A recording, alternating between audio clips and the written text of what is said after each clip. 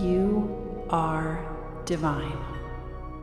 Hello there, my authentic seekers, and welcome back to Divine Authenticity. I am your host, Kloee Taylor, and today we are going to talk about, I don't even know what I'm titling the episode, but mainly we're going to talk about how these are like things that in my 30s, I would have maybe done in my 20s, but like now that I'm in my 30s and I'm more mature and I feel like people treat me differently, these are like things that I will not do as a grown ass woman. These are things that I will not participate in now that I feel like I'm comfortable in who I am. So the first thing I want to say is, first of all, happy Taurus season, okay? Happy Taurus season. Even if you're not a Taurus, we are going to eat this season, okay? I've got my Taurus necklace on. If you are, it's like a little necklace that says Taurus. If y'all didn't know, I am the resident Taurus sun. And the podcast, if you also didn't know, cheekily, last week, I actually launched a YouTube channel for this podcast. So if you want to watch the episodes as they go live the same day as you're listening to the audio. If you're on YouTube, hello. But they go live the same day, just like a few hours later, and they actually premiere. So if you want to be there during the premiere, say hello to me. I try to be there during the premiere in the chats, and then the video is available for you after that. So we now have video podcasts. If you're listening on Spotify, you also have access to the video because Spotify now does video podcasts, which I think is very cool.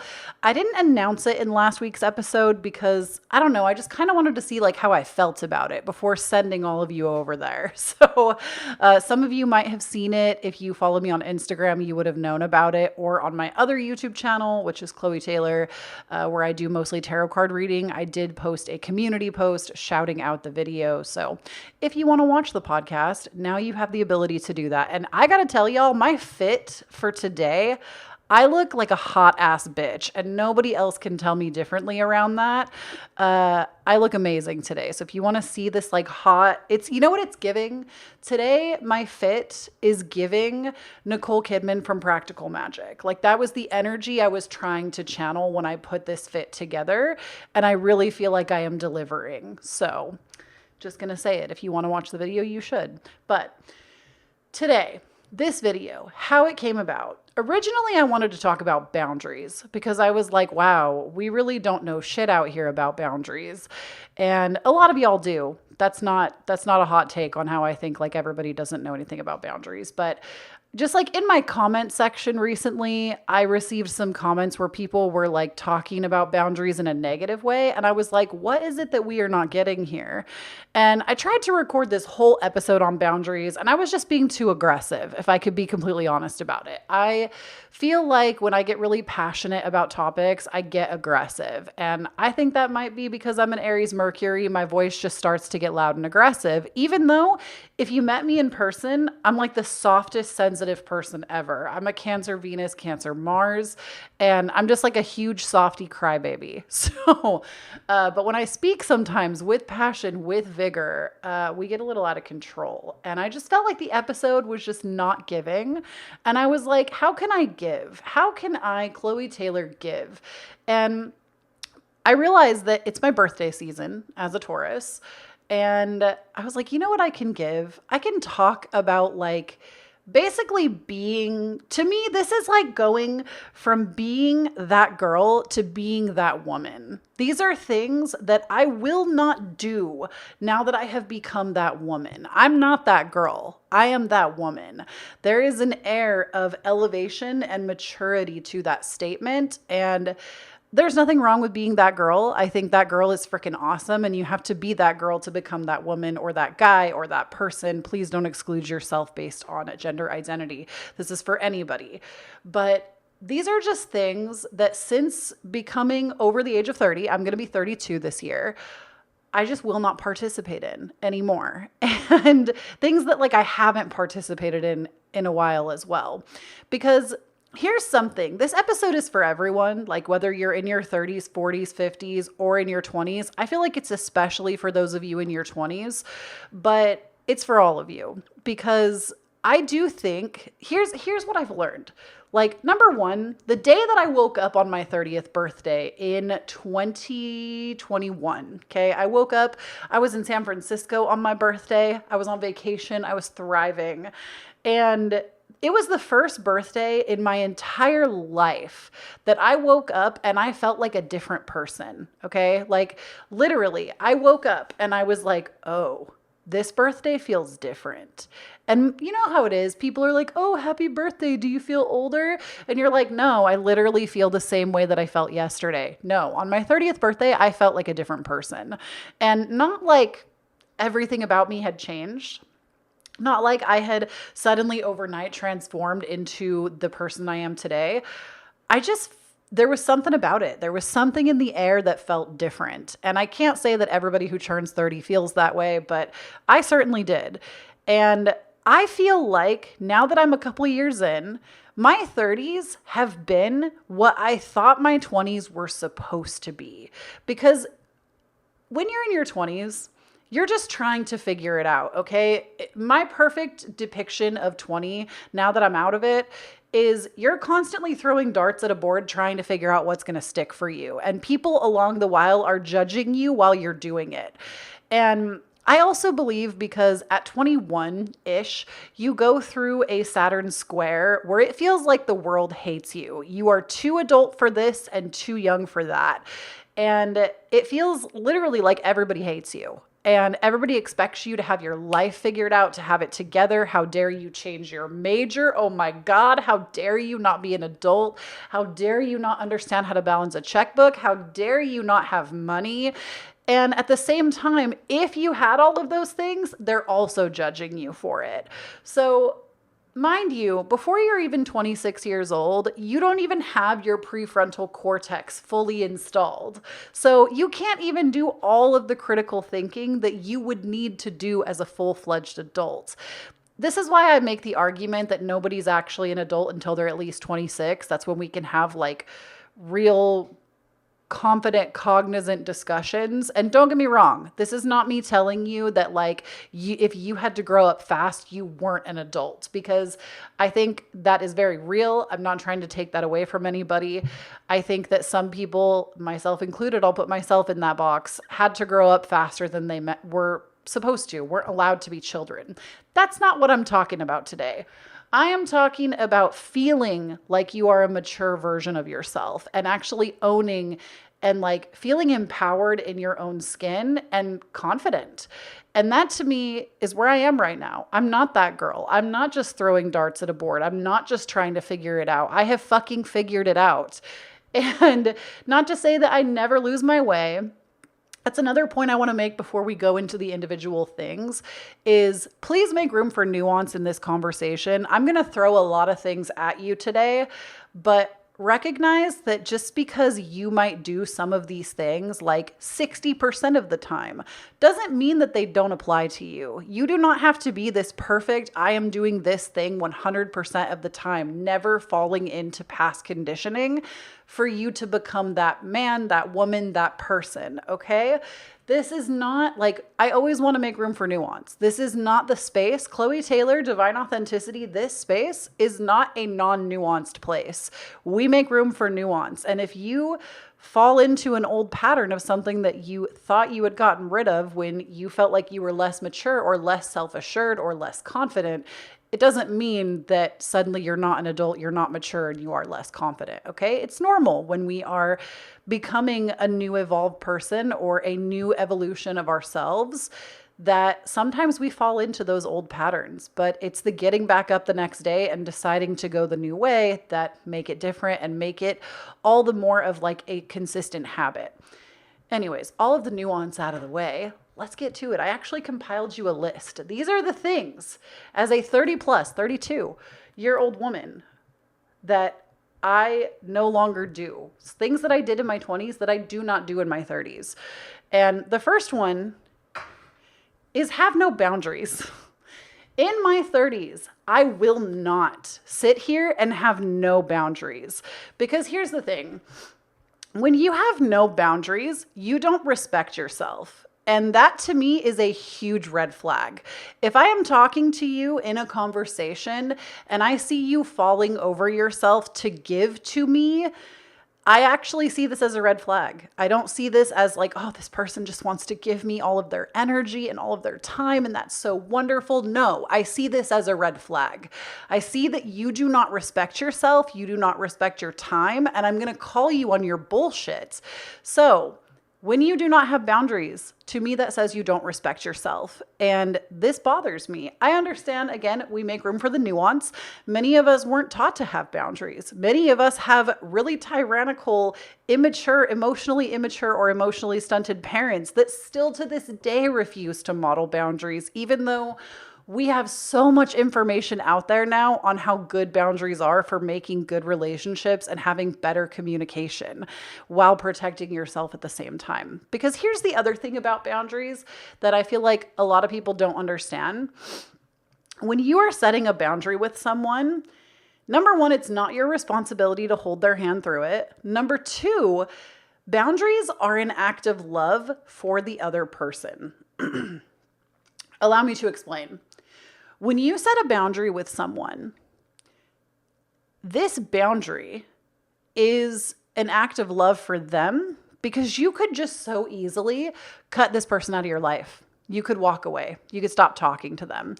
And the fact that you want to create a space in this relationship where you can feel safe while still having their company and their presence in your life, because that's all the boundaries for, is so that you can feel safe in the relationship. It's an act of love for that person because you still want them around. You still see the value in that person. You just need a boundary in order to feel good and comfortable and present so you can be your authentic self in the relationship. And when I see people attacking people for their boundaries, red flag. When I see people having no boundaries, red flag. When you have no boundaries, all you have told me is that you're a people pleaser. And people pleasing is something I also don't do. This is like an honorable mention. I also do not people please anymore. And like I've been telling y'all for years on this podcast, I'm a recovering people pleaser. No, I've done it. I do not people please. And I honestly really need to thank my mom for this one because I'm just going to say it like it is. My mom is like my biggest bully in my life. And if I can have boundaries with her, I can have boundaries with anyone. If I cannot people please her, I can make sure I don't people please anyone. And I'm grateful for that relationship because it taught me that value. It taught me how to go to bat for myself, basically against the person that's biologically programmed to love me the most. And it gave me the confidence to walk with this and to not feel like I need to people please everyone. And people pleasing often comes from this place of parent pleasing, where we were taught to keep ourselves safe. We had to please that person or those people. And through my years of diving into psychology, learning about myself, distancing myself from my parents for a long while in my 20s, this was something that I actually collected, where now I don't feel the need to people please. If I have a firm boundary and I can't meet somebody somewhere, I am going to honor that because it's what I need. And I'm going to make room for other people's boundaries as well, but I'm not going to people please my way to getting something. Because here's the thing that I feel like a lot of people do say, but they don't make room for all the nuance around it, is people pleasing is just manipulation. When you try to please your way into somebody liking you or controlling how they feel about you, it's you manipulating at like the highest caliber. And it's unfortunate because it's most of the time not your fault. It's something that was ingrained early on because people pleasers were often parent pleasers first. And it was probably how you had to garner love from the person, again, that is biologically programmed to like supposedly love you the most, right? And this actually creates this pattern in your life where you try to control it with everyone. And the moment I got awake to that shit, I was like, oh no, we are not doing that. We are going to become the person. I don't know yet. Well, I know now. I don't know yet, but I'm going to become the person that has boundaries and does not people please, even if I have to like go in and do a lot of hard work around that. And I actually think a lot of like past friendships, I really got to hand it to them, because I think without those experiences, the universe has a funny way. When you say that you want to figure something out in your life, the universe has a real fucking funny way of putting people in your path that will keep mirroring the behavior at you until you put a stop to it and you say no more. And I feel like a lot of my past relationships and friendships, I really like would love to go back to those people and say thank you, because kind of like with my mom or with ex-friends, that's something I had to learn through really hard experiences of learning to put myself first when I used to constantly try to manipulate situations in my favor. So that's something we don't do. We do not have a lack of boundaries, and we do not people please in our 30s. The next thing, this one's going to be another hard hitter. Kloee Taylor in her 30s does not seek outside validation on creative projects. Now, I'm not saying that like I don't seek outside validation when I take a really hot photo of myself, okay? You better believe I'm gonna go show that to my husband and be like, damn, don't I look good? Like, even though I already feel it, I wanna hear it from somebody else. That's normal. It's normal human behavior. However, when it comes to my creative endeavors, I have gotten very good at just moving in silence and doing whatever the fuck I want. Because so many times in my 10 plus year career have I asked for somebody else's opinion. They've told me not to do it. I decided to do it anyway, and it was like the best decision. So I can give you a couple of examples on that. When I rebranded, when I was in gaming for like 7 years, many of y'all know this about me. I was in electronic arts. I was part of the Game Changer program. I actually got to like go across the world to gaming events, like on gaming companies' dimes. Like I actually felt like for the most part, I was highly successful in that career. But here's the thing. I would ask people closest to me what kind of decisions I should make creatively. I remember I used to go by the name, this is so silly, but I used to go by the name Sims 3 Copper Fox, and then that divulged into Copper Fox. And there's a whole reason why that was like that I'm not going to go into right now. We can save that for another episode. But I wanted to change my name to Coffee, Koffee. That was my name, okay? This was like a series of intuition that this name came to me that I should rebrand. And I was asking all of my friends in the gaming industry if I should do it. Every single one of them told me not to do it. I did not listen, and I did it anyway.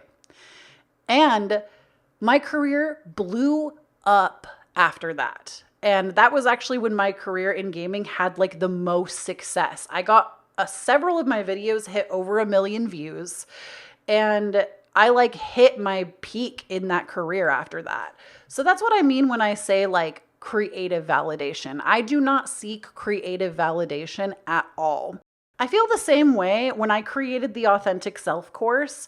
There were so many factors in my life that if I had gone to anybody else to ask how I should create this course without just doing it, I feel like I wouldn't have made it. If I would have listened to other people tell me like how scary that is, or how I shouldn't put myself out there, or how I should make sure it's like this to follow some kind of order, I never would have produced the damn thing.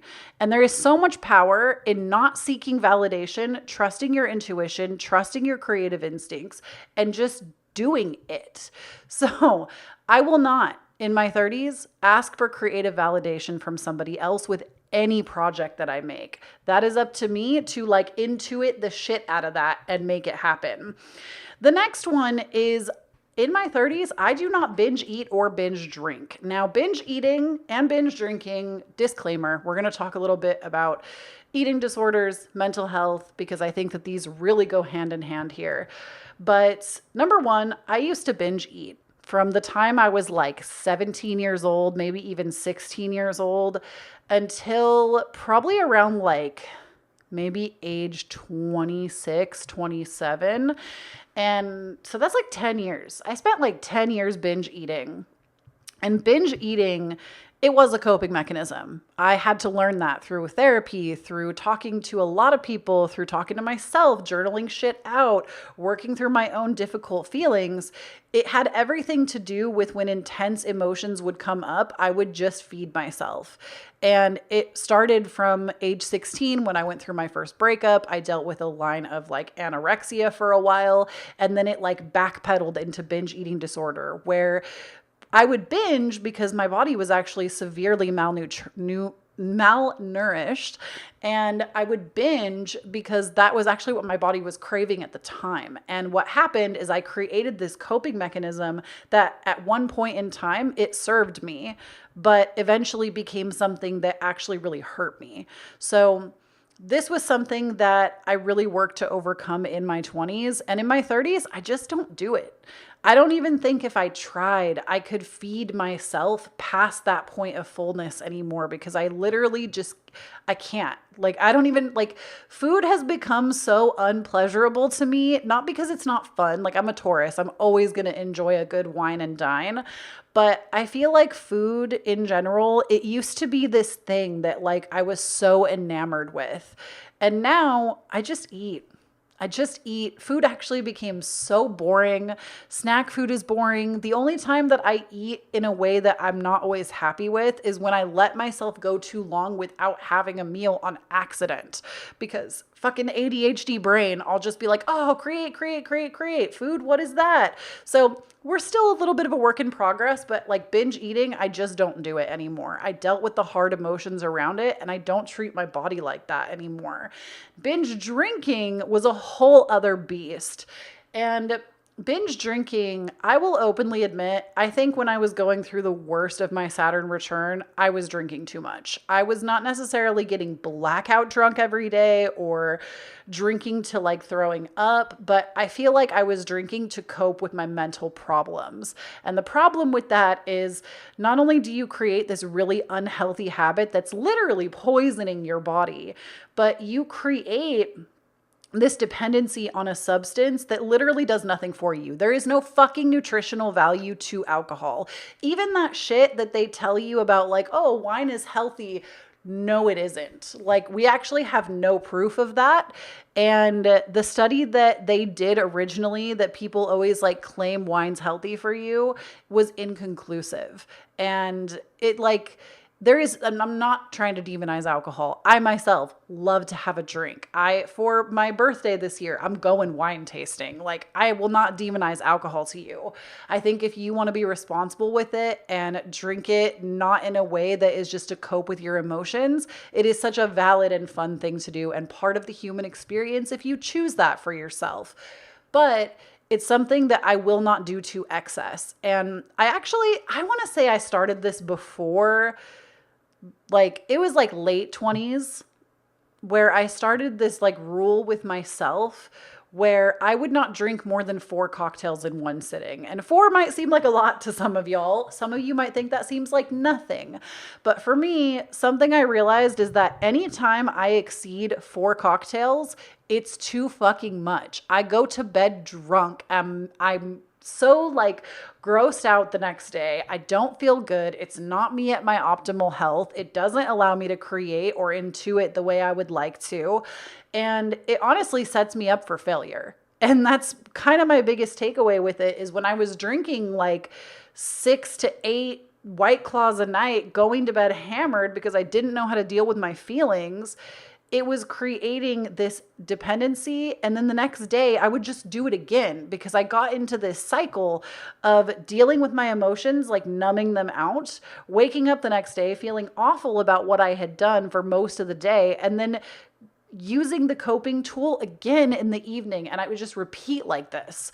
And ultimately, I realized after like, I want to say I got hammered like a little too much one night, and I felt so awful the next day, and it like changed everything. I was like, why did I do that to myself? Why do I keep doing this to myself? This is not good for me. This doesn't help me. I don't like it. And this isn't fun. Like, this is no longer a thing where I like a glass of wine with my dinner because it pairs nicely. This is me doing this to excess, to not deal with the actual underlying problems.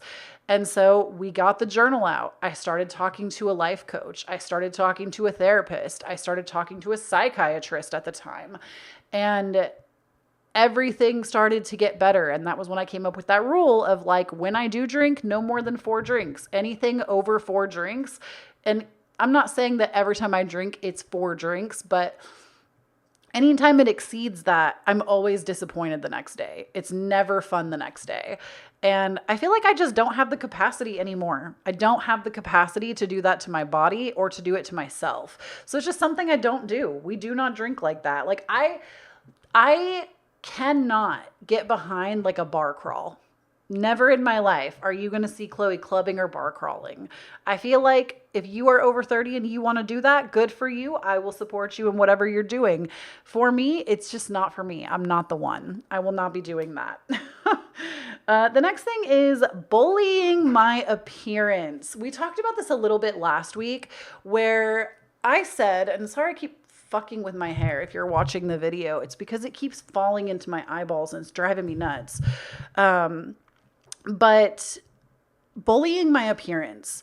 This is something I no longer do. I think that I am the hottest person on the planet. I dress for myself, which we'll get into that in a minute. It's another point on the list. But I think I'm fucking hot. I don't need somebody else to tell me that. I know that I'm hot. And when I look at myself in the mirror, I'm like, damn, even if I have mascara under my eyes, I just rolled out of bed, I haven't brushed my teeth, I don't give a fuck. I am the hottest person on the face of the planet. And it's not being conceited. It's not being a fucking liar. It's that I have nobody else to please but me. Literally, I have nobody else to please but myself. And trust me when I tell you, especially as somebody that puts themselves out on the internet like this, I have 1,000 people ready to hate on the way that I look. And I will not be one of those people. I will not be lined up to sit and talk about myself the way that a complete stranger who doesn't even know me would talk about me in the way that I look.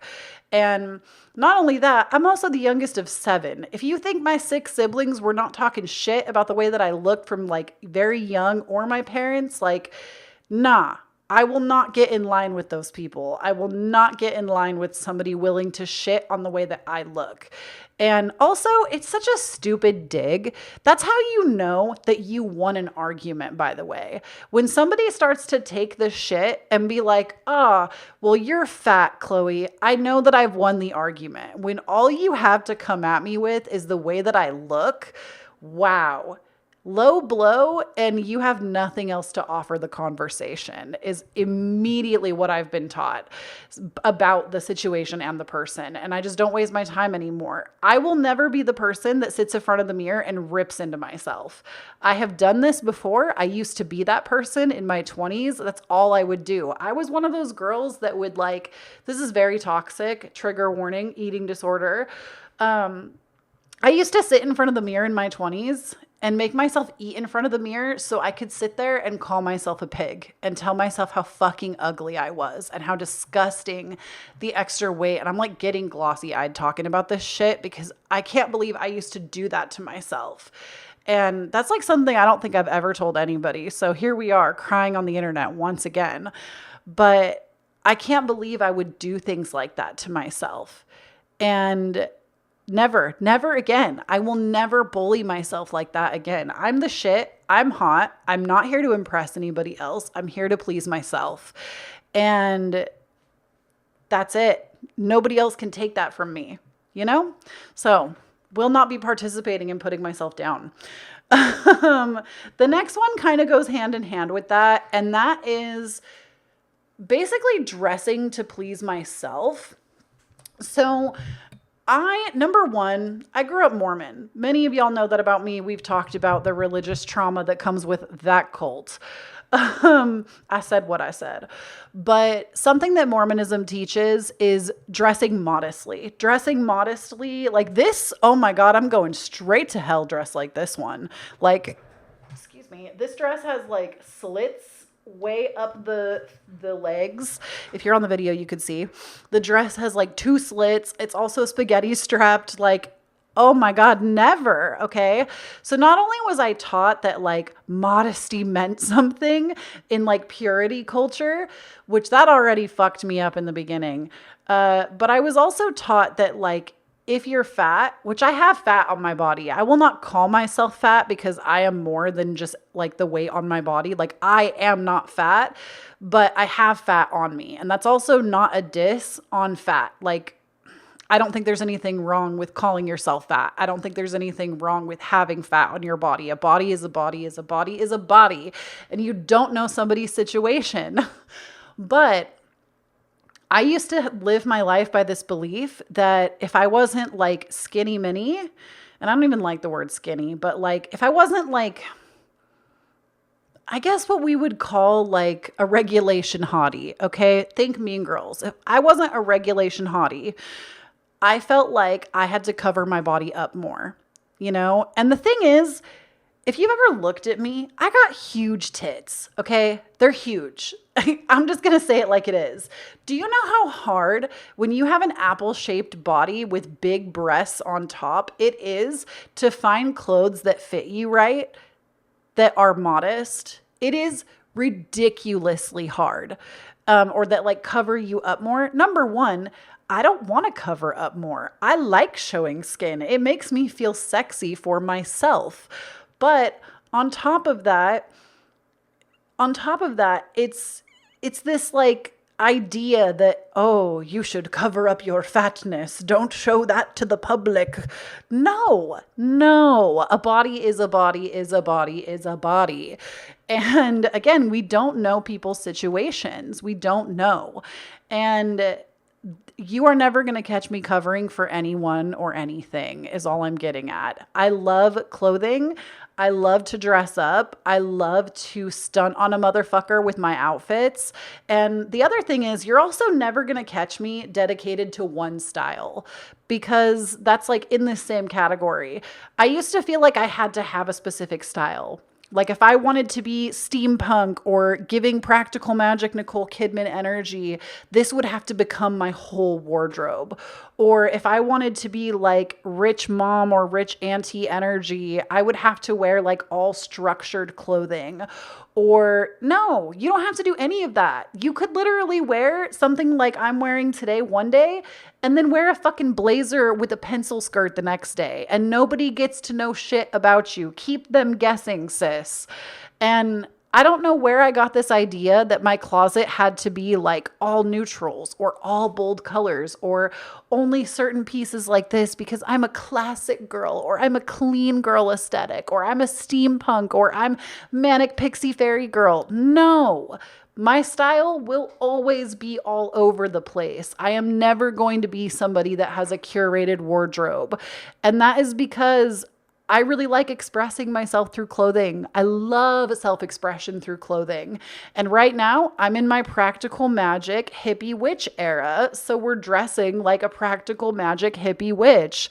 And, you know, next week I could be in my rich aunt energy again and want to wear blazers. And that's okay. I'm allowed to do that. So stop putting yourself in a box, basically, is what I'm saying, fashionably. Don't do it. The next thing I will not be doing in my 30s is listening to food rules. And this goes for like anything, any way of eating. This can fall under dieting. I will not be dieting either, but I will not be following anybody's food rules. Number one, I have now gone to school to become a holistic nutritionist.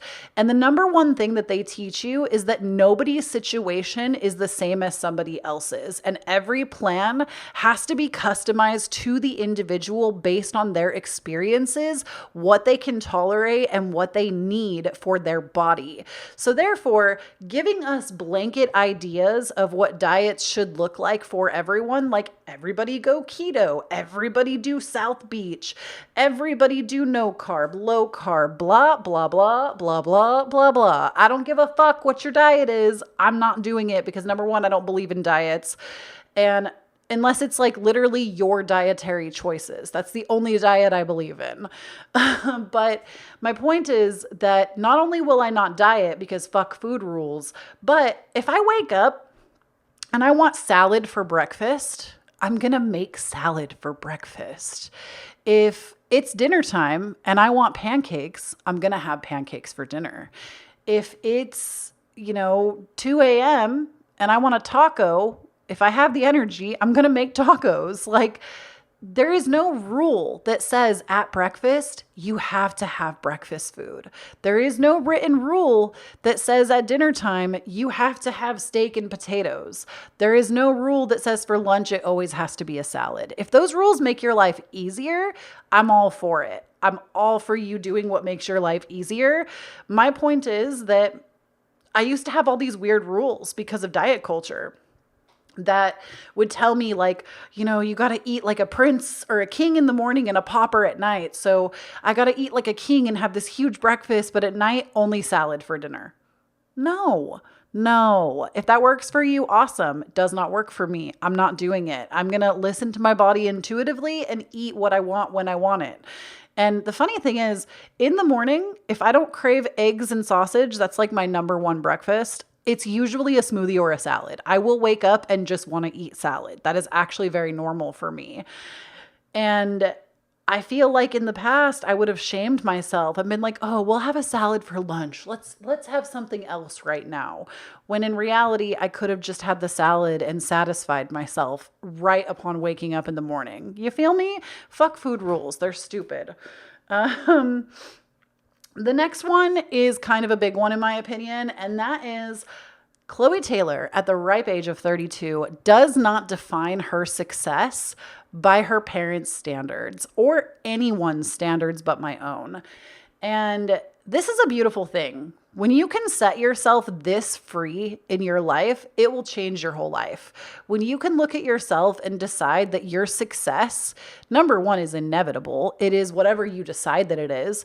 But maybe for you, renting a studio apartment in a city and being able to cook cute little meals for yourself on your hot plate and like go to school in like an art school. Okay. Maybe that is your version of success. And then you get there, that can be it. It doesn't have to be, I need my $3 million mansion. I need to have my own wine label. I need to drive a fancy electric car. I mean, electric cars, I do think are good for the environment. And I do think that we'll all get there eventually.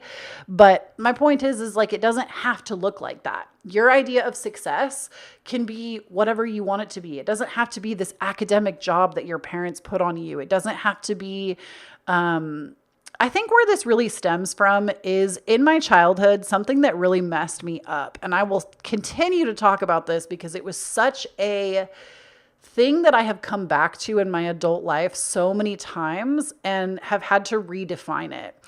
And I had this, I don't even know what my mom was on about, okay?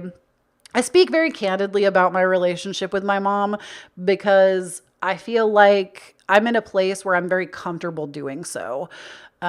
Because that woman is never going to validate my experience and I have no one to please. And I also don't care if somebody else can learn off of my experience. That's literally all I care about. I'm not here necessarily to drag her or make her look some type of way. I would actually hope nobody would even think of her and they would just take the experience and learn from it. So my mother and I were having a conversation and she said the craziest thing to me. She was like, my children, 7 of us, there are 7 all out of this woman, will never amount to anything. And I was like, what? And she was like, yeah, all of you will probably own cars, but that's about it. You'll never amount to anything. And I was like a teenager at the time.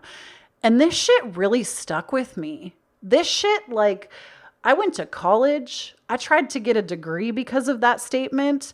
When I was in business, I was always trying to make like a lot of money because I felt like it would garner the affection and attention of my mom and maybe my dad a little bit too, but mainly her. And I was always so concerned with like, oh, I got to like own my own home or I won't be successful, or I have to have some kind of degree or I won't be successful, or I have to have some kind of big wig job or I won't be successful. And somewhere in my 20s, it hit me and then it actualized in my 30s where I realized that success was whatever I wanted it to be. So I could decide that living in my duplex in Utah, owning my cute little Corolla car and having, or not Corolla, my Nissan little car at the time, and having my cute little animals, that could have been my success. And you know what? That would have been enough. At the time, back then, I couldn't see that. But right now, I truly, and I'm not just saying this to like stunt on you all, I feel successful in my life. Are there still achievements that I want to go after? Yeah. Am I a homeowner? No. Am I somebody that is like even an LLC? No. Am I somebody that owns a really expensive, luxurious car? I mean, I think I have a nice car, but I don't consider it like a luxury item. I think cars in general are a luxury item, but I don't like, it's not like it's a Lexus or a BMW or a Porsche, right? It's nothing like so over the top, but I mean, it's a Nissan SUV. We love her. She's cute. She's my favorite car that I've ever owned. And that is successful to me. Living in my home, even though I don't own it and I rent it, I love this house. This house is probably the best place I've ever lived in my adult life. And I feel successful. You know, I run my own company. Technically, I think I could consider it that. I run my own company. I have my own podcast, 2 YouTube channels. I do private readings now. I have like products that I sell now. And my husband also, like, we do so well that he works with me and doesn't like work a 9 to 5. He works with me and does like relationship managing and video editing. And that is so ridiculously successful, but it's just not successful by my parents' definition. And I'm okay with that. Me at the ripe age of 32, I'm fine with that. I think I'm extremely successful. No, I'm not a multimillionaire. No, I don't own my own home. No, I don't have 2.5 children that I all have trust funds. But that's not my idea of success. My idea of success is literally living a quiet life by the ocean. And I have that with my significant other with no children. And I have that. So that's what I'm saying. Like, redefining my success by my own standard was so important for my own evolution. And I hope if you take nothing from this entire episode, you take that piece, because you don't need to be what anybody says that you need to be. You need to go your own way. And the last thing that I will not be participating in is gossip. Gossip is so gross to me. If I call you up and all you want to do is talk about other people's lives, you have already told me so much about yourself. And it's gross. It is a false sense of connection where we think that we're bonding with somebody else over a mutual dislike of someone, but it doesn't actually add value to your relationship at all. It doesn't actually add value or contribute to what you're building together. And it's a false sense of connection. And it also hurts. Like, when you gossip, I want you to think about if that was you being talked about between 2 people that you cared about when you weren't there and you're not there to defend yourself.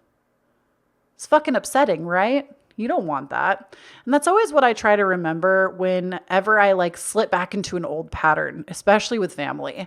If I slip back into an old pattern and I start to gossip, I always remind myself, would I want my family to sit around and talk about me when I'm not there? No. So I don't do it. And same with like celebrity gossip. What does the fact that Hailey Bieber and Selena Gomez are friends do for you? Or like now that they've like, I don't even know the story because I actually don't care. I don't even know what happened because I actually don't care. Like, what does celebrity gossip do for you? Nothing. It does not further advance you. It does not help you. It does not make you more of a different person. You might be able to bond with people over your mutual hatred of celebrities or other people. But again, it's a false sense of bonding. It's a false sense of connection.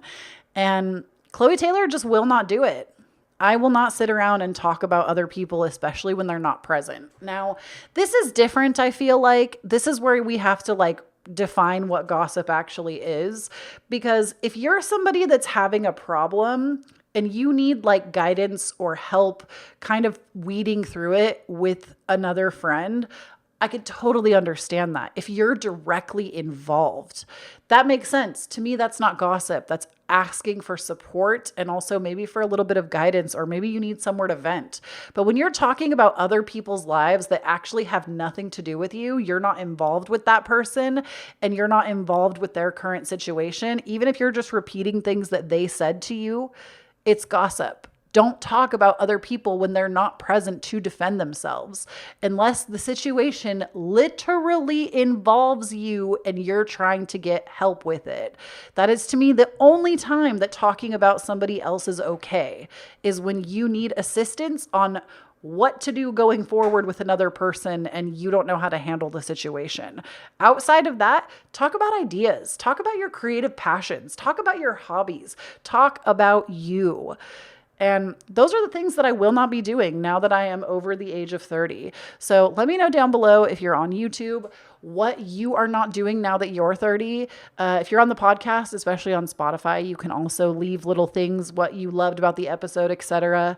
And if you'd like to support me, check out my course. It's on my website. It's called The Authentic Self. It leads you through an audio meditation as well as a 20-page guidebook. And I really believe it will help you find your authentic self. You can also check me out on Patreon. That's honestly probably the best way to support me here. So join the Patreon if you want some exclusive content, and follow me all around the web. I'm at Kloee Taylor. I love y'all so much. Please do not forget, when you stand on your own authenticity, you empower everyone around you to do the same. And I will talk to you again next Monday. Bye.